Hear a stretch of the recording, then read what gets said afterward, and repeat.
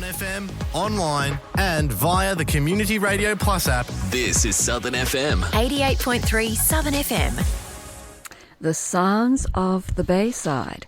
And this is Best Medicine with me, Gaytana.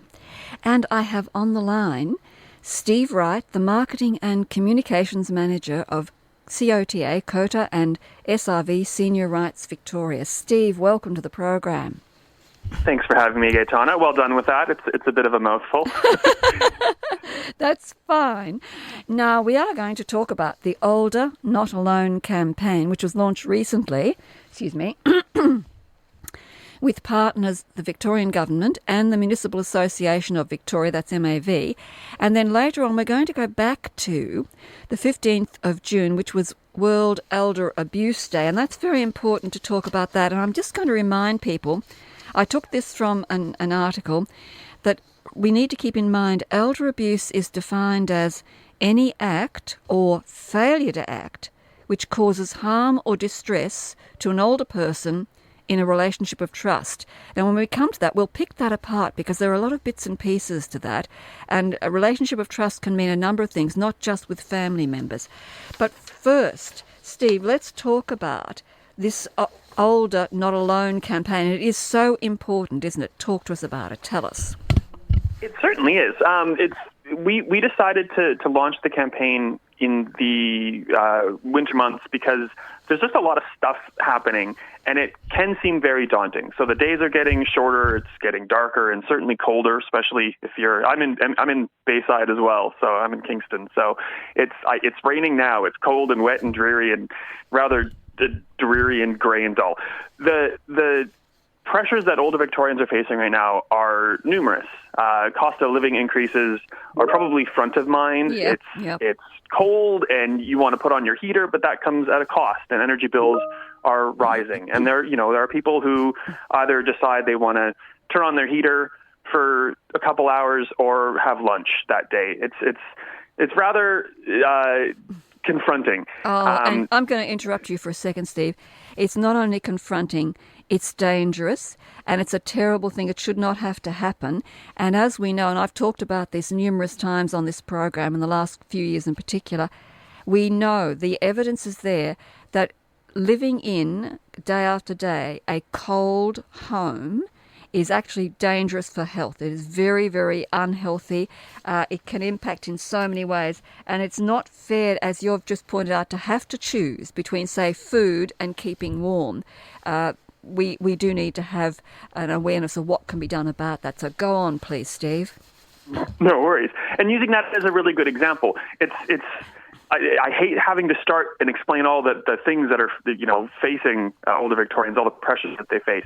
But the good news is there are a series of programs that are already existing that can help to alleviate some of these pressures. And we haven't created any new program to assist in these things. They already do exist.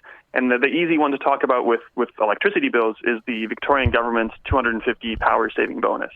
The thing with that, though, is I don't know if you've applied for the bonus yet.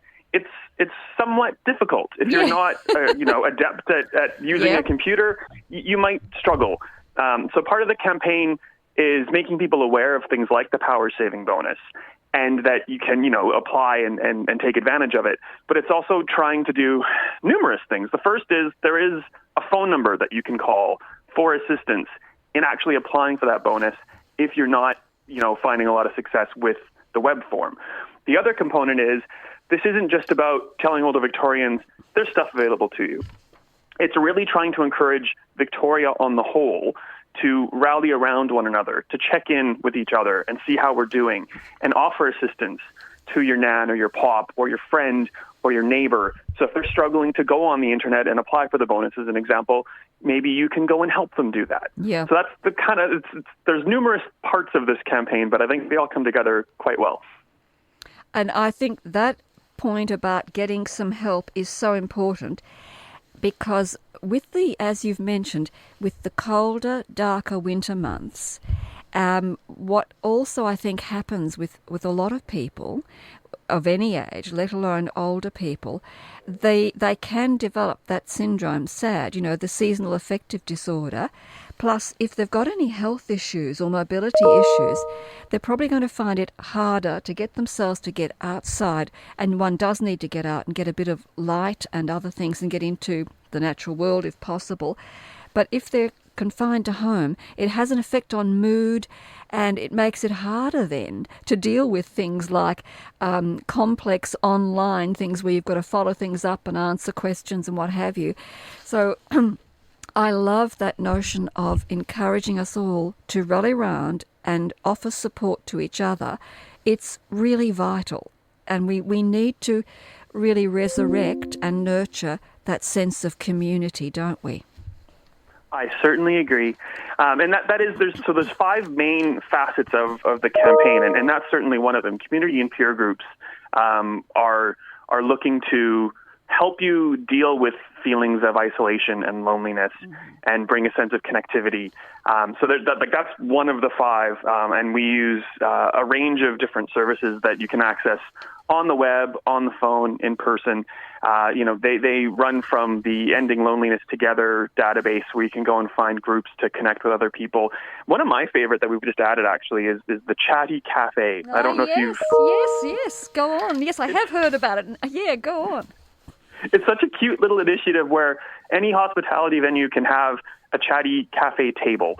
And it's basically a communal table. There's a sign that says, come and sit down and have a chat. And you're supposed to do just that. Grab a coffee, go and have a chat, meet new people, make new connections. And so that's kind of the core of that side of the campaign. We have access to things like Friendline, where you can just call and have a chat. So it's about trying to reconnect and connect with people that maybe you don't necessarily know, on top of, that other layer of check in with your friends, check in with your neighbor, your mates, your nan, your pop, etc. Oh, so superb. It's a nice warm feeling that you get when you kind of, see people reaching back out. It's been a rough couple of years. Oh, yeah. And that's another facet of the campaign as well. So we're really trying to push flu vaccinations, COVID boosters. They're very, very important for anyone, not just an older Victorian. And there's ways to find your closest GP to book in for your booster shot or your vaccination. And what we've recently added is ways for those who aren't comfortable with English as their first language to find access, to find support. So now there's translations that are available. There's advice in numerous languages that you can help either connect someone to, or, if you're comfortable going on the website, connecting to yourself. Yeah, and let me add to that, and I think it's brilliant having the translations and things. If we've got some seniors with non-English speaking backgrounds and such, they might also need some advice and help with things like getting a senior's healthcare card, and that can give them certain benefits. They may or may not even know about it, and they might need a little bit of help doing it. It can be, I think, done online, but I think some of it might have to be done at Centrelink, and that can be a process, I gather. Certainly. Depending on who you get, and some can be very, very helpful and wonderful, some of those people, but don't be daunted. And I think the fact that they can come back to SIV and COTA and things and get advice and support is so important.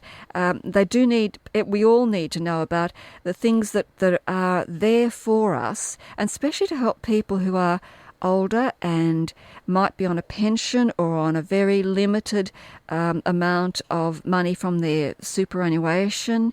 There's a whole range of situations in which people need this financial assistance because, as you've mentioned, everything is going up at the moment, and it's exterior forces beyond really the control. A lot of them are beyond the control of governments because they come from overseas and things. A lot of the problems. We've got not only the power, which are bills which are extraordinary. We've got a problem with rents. We've got a problem with everything in the supermarkets going up. With your food, everything is going up, isn't it? Yeah, absolutely. A recent survey has shown that 18% of older Victorians have overdue bills because they're having trouble paying them, and that's only talking about bills, electricity bills, gas bills. There's a facet of issues that we're facing, and we don't have relief for every single aspect of life. I can't do much, unfortunately, about rents going up or the like. But it's important to realize that there are things there and to take advantage of them to maybe take a little bit of the pressure off it at the very least. And find out where you can get some help. I think the councils for their rates, maybe water and that, do have a provision for if people are struggling to allow people to pay the bills off a bit at a time. And again, it's don't be embarrassed or otherwise ask. Ring up and ask. That's important, isn't it? And another facet of the campaign, so it's meant to roll out, it has rolled out at the start of June, and it's meant to last throughout the winter months. And to be honest, it'll probably last beyond that. Yeah. We're trying to continue to add to it, to make it a one-stop shop, to be able to access everything at your disposal. And part of that is, there are schemes and offers and programs run by local councils. So we're slowly, with the help of the MAV, the Municipal Association of Victoria, reaching out to those councils to find what they have for older Victorians, or in some cases, what they should have for older Victorians, and working to kind of get some of these things up and running. And they'll be available to access depending on where you are within the state. Well, I'm just going to suggest something you might want to filter back to MAV. And it came from a few months ago when one day with the gardening, I pulled some muscles in the lower back, and ouch, ouch, ouch, but I know how to deal with it. However, we have 2 green bins, and they were chocker, and they needed to go out that night. And I'd had the gentleman who does the mowing in, and I had not thought to ask him, but of course I actually pulled the muscle after that. And I'm thinking, oh my goodness. So I had to really carefully strategize as to how I would get those bins out without causing further problems. I did it, but I was thinking, we need a program of assistance. We need something like, I was thinking of Kind Hearts and Helping Hands, a sort of thing where you'd be able to reach out to some local neighbours or something through the council, where sometimes it's a one-off thing, just for a short while, where you could do with someone being able to come in and do something like that, put the bins out for you because you're incapacitated temporarily. There's a whole range of things that occur to me that could be very helpful to seniors, Oh, certainly. And I don't know if it's the Canadian me or not, but I used to know every single neighbor, on the block. And now here, I don't. I will fully admit that. So part of our campaign, I'm not saying it's going to fix the world or fix every problem, but, check in on a neighbor, introduce yourself, see if you can help in things like that. That's where I'd like to see this go. And that's the kind of community I'd like to hope this is helping to foster or reignite even. Well, it's not being Canadian, let me tell you, Steve, because, and I'm not going to admit my age, but I have lived in other suburbs, and I've noticed it's really in the last probably 15 to 20 years things have really changed. Before that, I knew my neighbours. I had such connections, and in our previous home in Beaumaris, I was counting up the other day, I think we had 20 really good connections with neighbours, very close neighbours a few blocks away. It was a little village, and it had that real community spirit, and people helped each other out. We formed friendships, some of which are still going. Well, some of them have been elders who have died, but we had really strong sense of community. I think sadly it's a part of the modern world and lifestyle, and somehow I think we need to move beyond the devices and the closing the door and just kind of focusing on self, and shift that to a shared space of self and others, and including others. It's much richer, it's much better, it's much healthier in every way, I think, for all of us. Well said. Absolutely.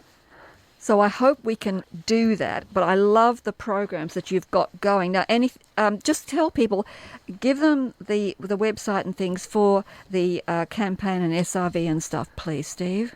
Perfect. happily done. So the website's called Older Not Alone, and that's the website address, oldernotalone.com, just one word, all one word. The easiest way to get telephone support if you're not comfortable using the website is to call our COTA Wise helpline.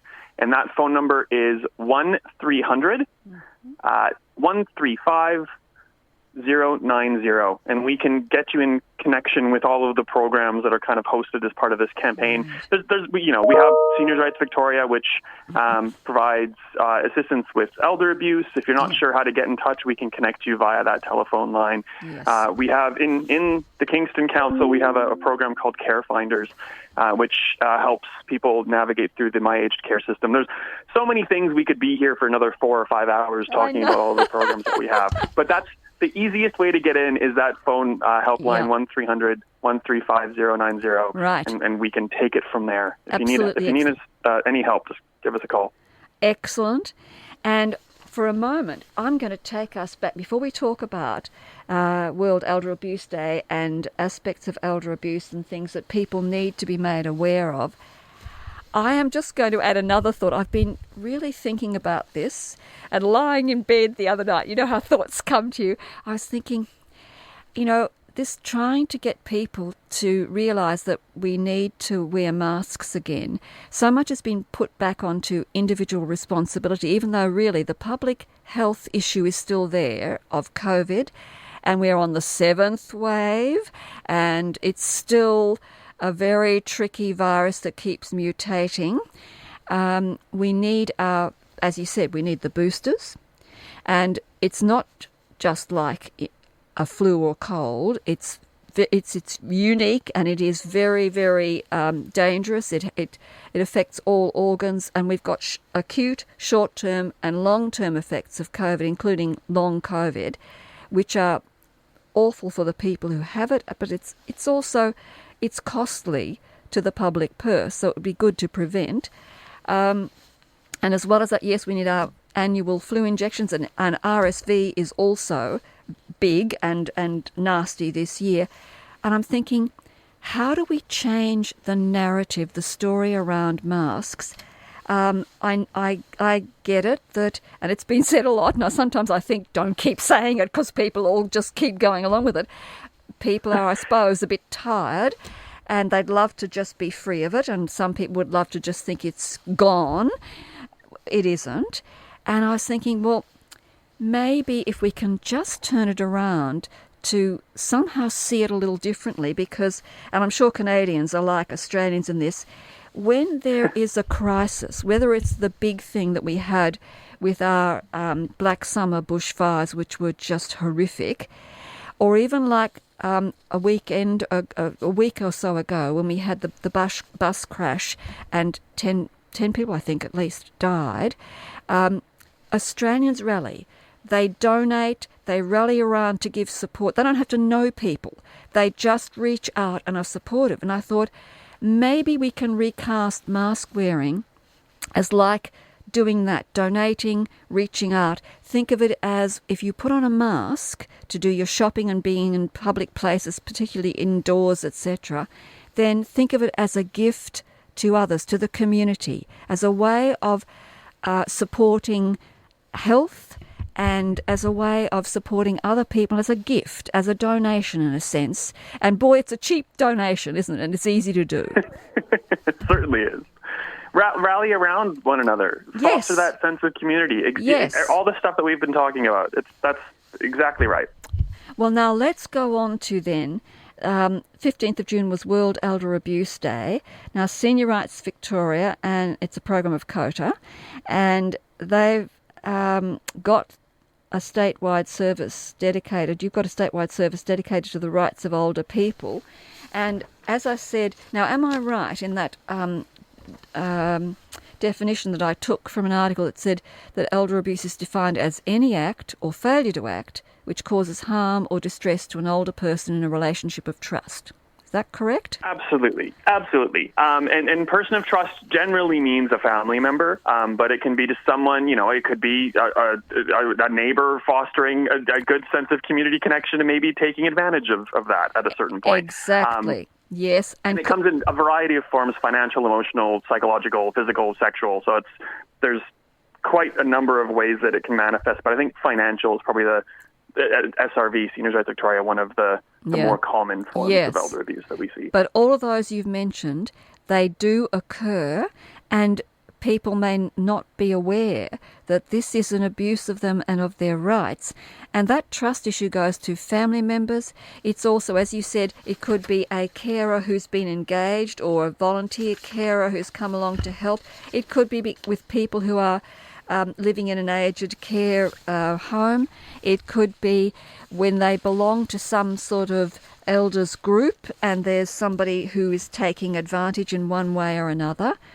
And all of that is an abuse, and really we need people to be aware, the elders, but also other people, family members and friends and neighbours, to be aware and notice if someone is being taken advantage of in one way or another. And I also think that other point about it's not only the things that are done, it's failing to do certain things as well. It's not getting, say, medical attention for some physical or health problem, or things like wounds that don't heal. Not getting attention is harmful to a person, isn't it? Certainly, and in a lot of cases, it's the person experiencing the abuse even acknowledging that they are in fact being abused, and having to maybe to realize that, to come to terms with that first, to then realize that there's something that can be done, the next step to be taken. And that is very important. And sometimes perhaps they're finding it difficult, particularly if it's a close family member, to admit to themselves that in fact this is abuse and it's not right. It may be very, very difficult. It may be that they've moved in with family members and they feel almost indebted, so as though they just have to go along with anything. And that's not right either, is it? No, it's certainly not. Anything else you want to add? Give us the sorts of things, that you can provide. I know you can provide advice from all sorts of people, so tell us a bit about that, please, Steve. Sure. So there's a couple avenues that someone can take. So if you'd like to learn more about elder abuse and the services of Seniors Rights Victoria, we have a website at seniorsrights.org.au. We also have the Seniors Rights Victoria Helpline. If you are experiencing elder abuse and want to know if you have options available to you, or the types of options available, that helpline number is 1-300-368-821. So wait, I'll just repeat it. 1-300-368-821 for the helpline, yeah? Correct. Brilliant. Go on. And we also try to get out into the community as much as we can. We've got a wonderful community education coordinator, Gary Ferguson, and a series of wonderful volunteers like Jennifer Evans, who helped us launch the Older Not Alone campaign, going out to different groups and council, town halls or meeting locations, and just trying to educate people on the types of elder abuse that there are, the types that you can be facing, and then, obviously the next steps that you can take if you are unfortunately experiencing elder abuse. Well, look, this is all so important, and Steve, I'm just really grateful to you for giving us this time today. It's important to get this information out there to people. So remembering, and pass it on to others, please, listeners, for the Older Not Alone campaign, you've got not only the website oldernotalone.com, the number 1300 135 090. For Seniors Rights Victoria and wanting to know about elder abuse, etc., you've got the helpline 1300 368 821, or the website is what, seniorsrights.org.au. Thank you. I scribbled and I couldn't read my writing. Steve, it has been a pleasure. And look, please keep in mind and get in touch again. If you have other things you want to get out to the community, please do get in touch. I'm really grateful for your time, and all thanks to COTA and SRV, etc., for what you're doing for Victorians. So terrific. Thank you so much. Oh, thank you very much. It was a pleasure. Bye-bye.